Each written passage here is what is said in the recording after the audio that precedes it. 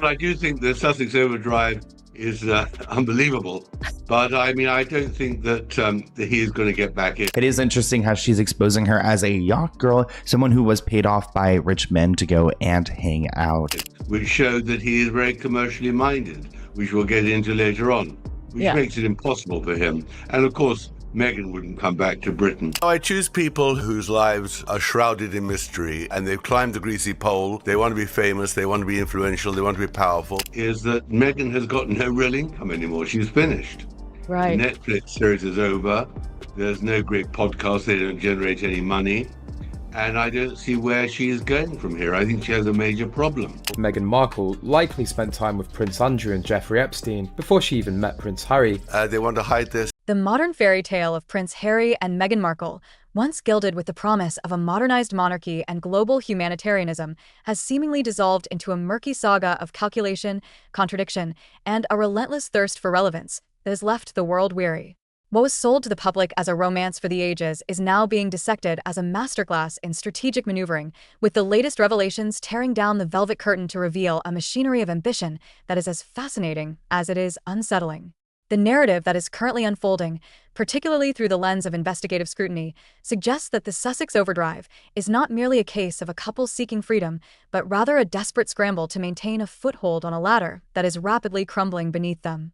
The belief that Prince Harry could ever truly return to the fold of the British establishment seems to be evaporating. Secrets, and I just love digging away to find out what they don't want us to know. It was Meghan speaking, and now we know it's Meghan speaking again. And so this isn't because the book contains... She flirts openly with other men. That her brand was in great trouble. American Riviera Orchard, that she had allegedly nicked the idea. She wanted wealth and she wanted fame. And she targeted, there's no doubt she targeted Harry. And that was very critical because at that moment last year, she was about to promote her Netflix series and didn't want to firstly be seen with Harry, and secondly didn't want... Not just because of the burned bridges, but because of the sheer transparency of the commercial motivations that have defined their exit. Central to this unraveling reputation is the intense scrutiny of Meghan Markle's past and the trajectory that led her to the steps of St. George's Chapel. The picture being painted is not one of a starry-eyed actress swept off her feet, but of a commercially minded operator who viewed the royal family not as a service, but as the ultimate career pivot. The allegations surfacing are brutal, stripping away the gloss of this self-made woman to reveal whispers of a yacht girl past, a term loaded with implications of paid companionship and transactional relationships with wealthy men long before a prince was ever in the picture. These are the shadows that the Sussexes have desperately tried to outrun, yet they persist, suggesting that Meghan's climb up the greasy pole of influence was paved with ruthless ambition rather than genuine merit. The suggestion is that she was a woman who targeted high-status individuals. To go somewhere where she'd appear cheap. Well, and also saying all that work to do in Africa, which he dedicated his life to, but prefers now to paddle in the Pacific in Santa Monica. Right. Or Monsignor. Well, he does it because he needs a profile. That's the only way they can get money, by showing the profile. And for Netflix, everything is built around the future documentary series to promote the Sussexes. Declining. I think that his reputation is somewhat toxic. And I think Invictus is his only lifeline. And that's what she used as a weapon at the time. So there were quite a few things about her personal life. I'll work them into another book, I think. Meghan didn't like the surname Mountbatten Windsor. If you remember, in her first lifestyle series with Meghan with them forever, she says to Carling that her surname isn't Markle but Sussex. And she was desperate to get it. She said, we never had a proper... Shrouded her life in mystery and sought fame and influence with a singular focus that left little room for authenticity. The collapse of their current standing is inextricably linked to the realization that without the royal infrastructure, the talent required to sustain a global empire simply isn't there. The stark reality facing Meghan and Montecito is one of diminishing returns. The Spotify deals have crumbled, the podcast ambitions have fizzled, and the American Riviera Orchard launch feels less like a lifestyle revolution and more like a chaotic attempt to monetize a title that carries less weight by the day. There is a sense of finality in the air, a feeling that she is finished in the high-stakes game of Hollywood power players. The industry, known for its transactional nature, has seemingly recoiled from them.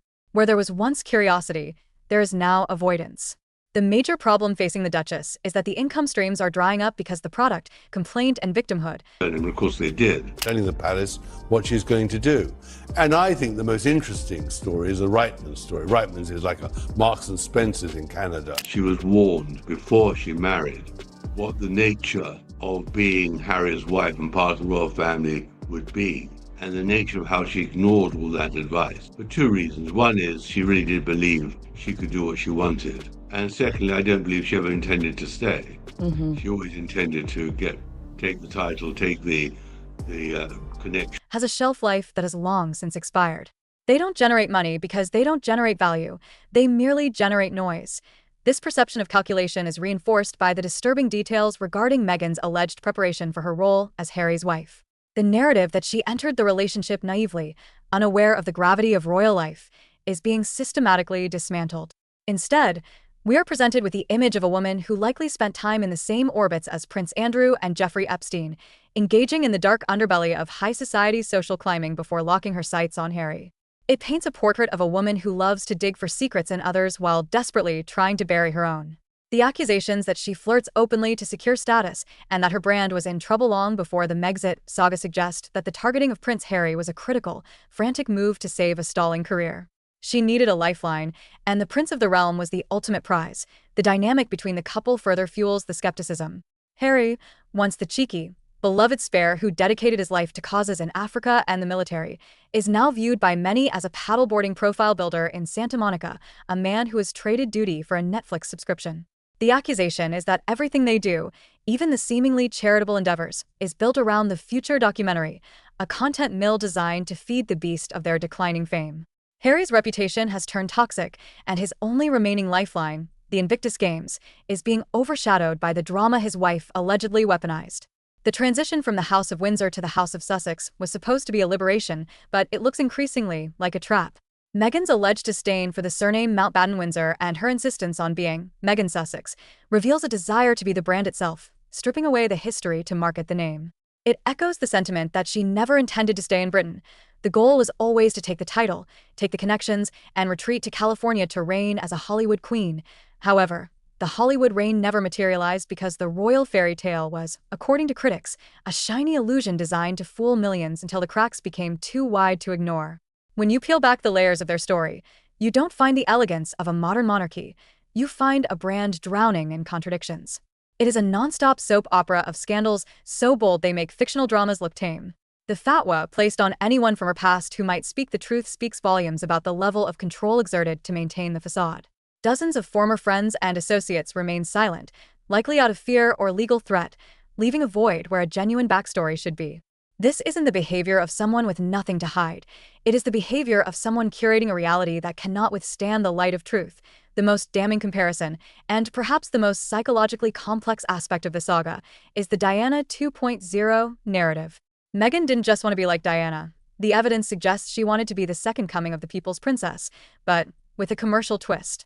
She allegedly studied Diana's life not out of respect, but as homework, practicing the head tilts, the hand gestures, the tearful glances, and the specific fashion choices to evoke the ghost of Harry's mother.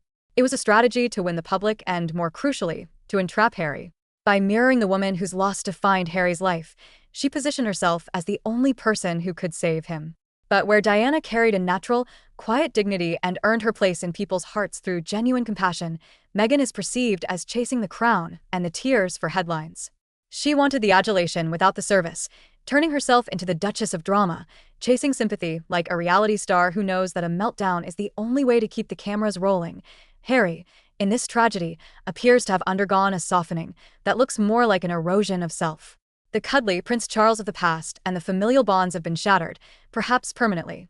The public, who once rooted for the grieving boy behind the coffin, now sees a man stuck on autopilot, repeating the same victim lines fed to him by a partner who acts as his director. It is no longer a love story.